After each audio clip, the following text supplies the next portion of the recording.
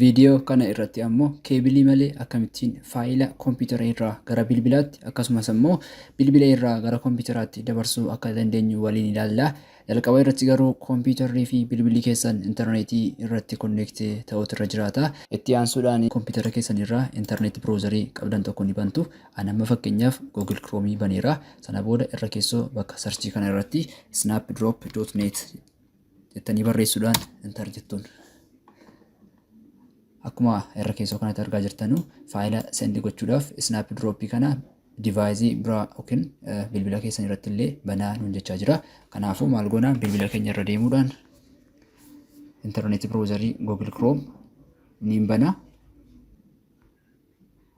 Ergin Google Chrome banee booda irra keessoo bakka sarchii kana irratti illee snapdrop.net jedhee barreessuudhaan sarchaan godha.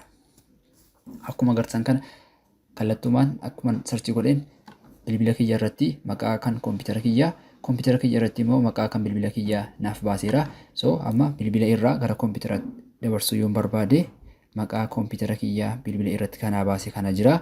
Isa irrattan kilikii godhee itti ergaa jechaadha.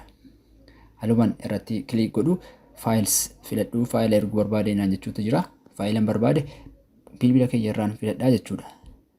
Amma fakkeenyaaf ani faayila kanan erguu barbaade haa jennu kun akkuma agartan kana faayil transfer completed naan jedhee koompiyutera kiyya irrattis immoo faayilichi naaf dhufeera faayil receive naan jedheera save waan jedhutti kun akkuma agartan kana asirratti save naa godheera. Koompiyutera irraa gara bilbilaatti immoo erguudhaaf kana irratti kilikii gootu faayila barbaadan koompiyutera keessan irraa ni filattu. Fakkeenyaaf imeejii kana erguu yoon barbaade imeejii kana naan filadha. Sanaan booda open jedhaani faayil transfer completed kun akkuma agartan kana bilbila irratti naaf fideera. Save jedhaani kunoo kallattumaan save ta'ee naaf darbee jira jechuudha.